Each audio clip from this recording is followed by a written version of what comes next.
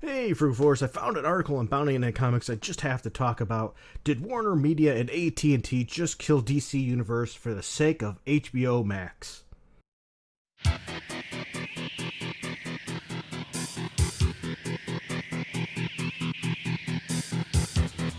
Alright, Fruit Force, so here we are. I found this article on Bounding into Comics, and this is something that I've been thinking about too, and I've been wondering in the past is how can a video like this actually, not a video, I'm sorry, how can a channel like this, a subscription service like this actually survive just on like the DC Universe alone? But before I do and get into that, make sure you stay for the video because towards the end of the video I'm going to be asking a question, and the first person to comment in the comment section to answer that question properly without looking it up. Come on, don't look it up. Will get the coveted no prize for the video. If you don't know what no prize is, go ahead and look it up. Alright, so jumping in here, as I said, this was by J.B. Augustine on July 1st. You can find this article from Bounding into Comics. But, I always wonder, how can a comic book provider like Marvel or DC survive on just their content alone? And this makes me think that, yeah, it's probably not going to happen. Anyway, it says, if you signed up for DC Universe but don't yet subscribe to HBO Max, Warner Brother Media made it easier for you to make that leap. Yeah, because they're going to have to start putting some of these things together. I think part of the problem is we've got so many subscription services now for this, that, this, and that. It's like by the time you subscribe to everything you wanted, it's going to cost a fortune. So people have to be selective with what they get. And as much as I like DC Universe and Marvel Universe and things, I don't think I'm going to subscribe to just something with just that content alone. Well, anyway, it says DC Universe subscribers are now being offered a discount to upgrade with a bundle. Of course, they use these bundling tricks to lure you in and get you wanting their content. HBO Max, which is $14.99 a month, can be added onto a DC Universe plan for $4.99 as of June 30th. But be careful there. Let's hold on and go a little bit farther. Okay? It says DC Universe has partnered with HBO Max to offer eligibility monthly and annual memberships an opportunity to bundle and save. Goes the offer. All you have to do, yes, all you have to do is go to HBO Max's site and redeem the promo code. Okay, so once again, enticing you to see more of their stuff, to be interested. It'll save you a couple of bucks, costing a total of $12.98 a month. But here's the thing. Be sure to read the fine print. After 6 months, the price will revert to the normal monthly rate. So that's how they get you. In other words, people are getting on this. They're just not staying on it. They're not wanting to keep it. So they figure, okay, we get you hooked in. Maybe you'll start watching those shows. Now you're really invested in it. You're more likely to continue paying. But that's when it's going to revert back to the normal price. And it's going to be a lot more expensive. This is common for cable providers, internet providers, and things of that kind of sort. They give you special bundles to try to hook you in, just to get you socked with a higher price later.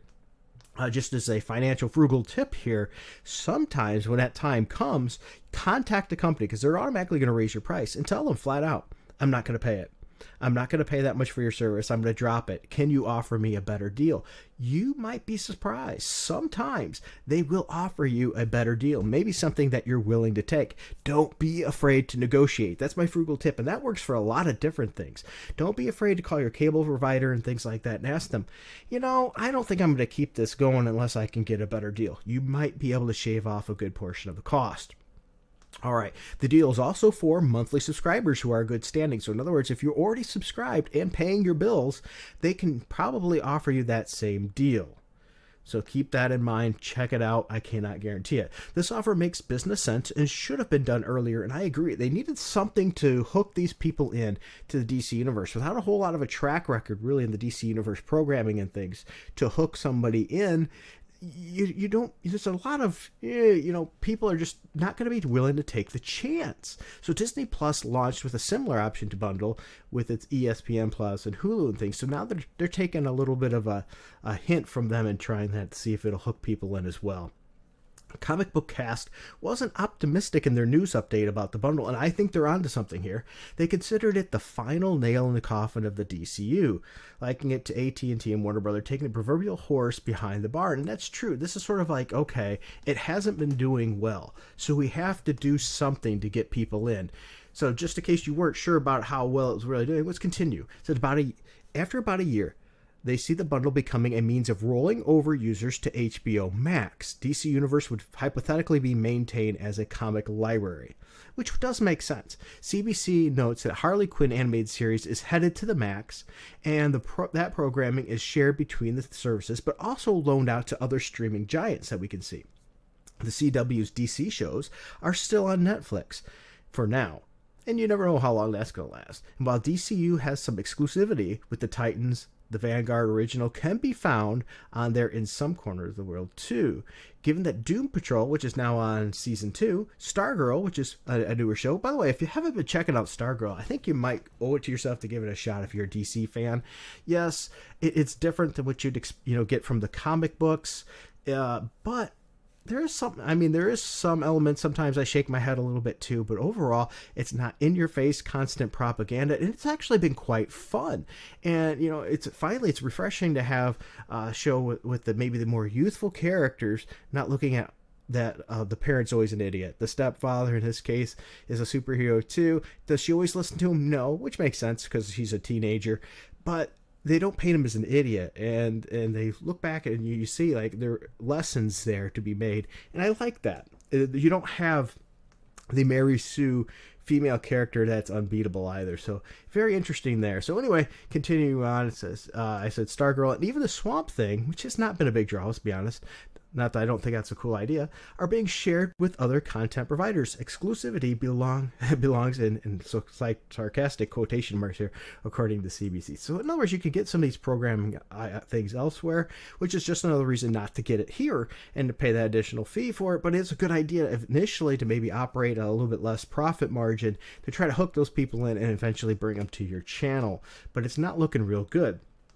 The report, the analysis estimated DC's universe's total number of subscribers at less than, you ready for this? Less than 150,000 as really low and abysmal. And that is what the top of the narrator's head there. And that's true. That's not good numbers to keep a platform. I mean, they have to pay for all these shows and things. That's just not mega numbers, which means they're going to have to either roll it into something else, which I think is what it's eventually going to do. These shows are going to be rolled into another channel. It's just not going to be able to support itself with this, or they're going to have to do some other idea to really change content. He could be confusing that with the number of downloads in the first 2 weeks of service. Now, here's Mary Sue you could take with a grain of salt because it's usually garbage for reporting, but in this case reported in January of 2019 that the number of people downloading and installing it at launch was 143,000, but only a quarter of those stuck around to subscribe, and that makes sense. People are going to check it out, download it, and see if it's for them, and then they've probably seen these shows and goes, you know what, I'm not going to pay that much per month to see them. And there's people that are going to skirt around that and watch it in other ways, or just watch it at their family's house or a friend's house.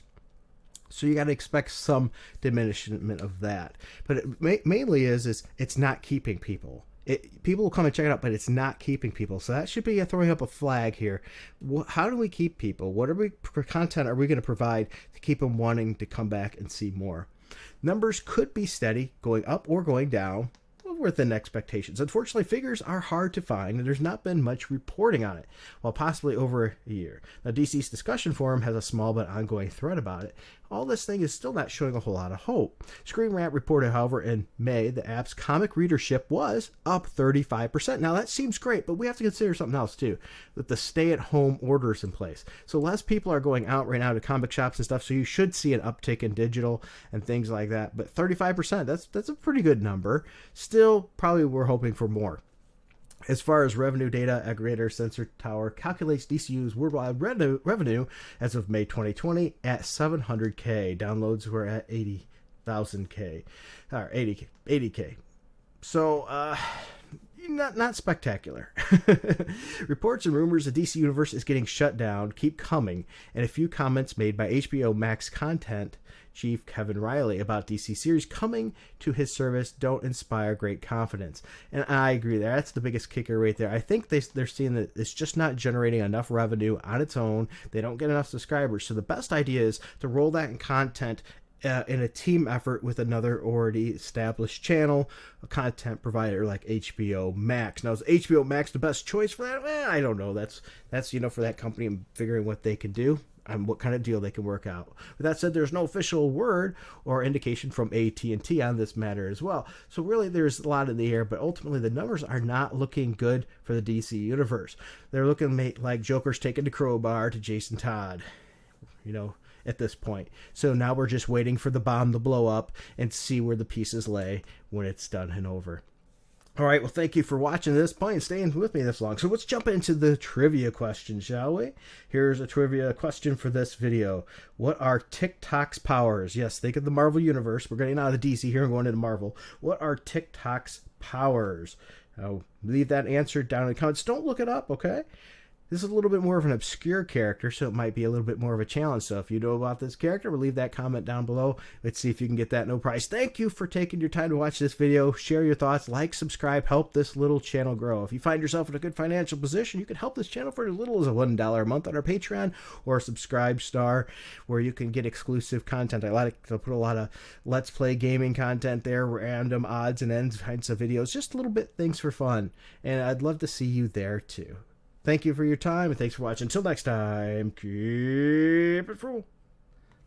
I want to make sure I take a moment to thank the people that helped make this video possible. I consider you producers of this channel and of this show. Without your support, these videos would not be possible. So I'd like to thank Rags, Comic Boom, Pop Size, The Frag Minion, Warren JB, Lynch Nut, David Osenwitz, sorry if I mispronounced your name, and a penny for your dimes. I also want to thank the people that like to remain anonymous and anybody else that has contributed to this channel in the past. Without your support, these videos would not be possible. If you find yourself in a position you can help and you want to see your name here too as a producer credit, go ahead and look down in the links below. There will be a Patreon, a Subscribe Star, as well as a one-time donation, and you can see your name up here too. Thank you.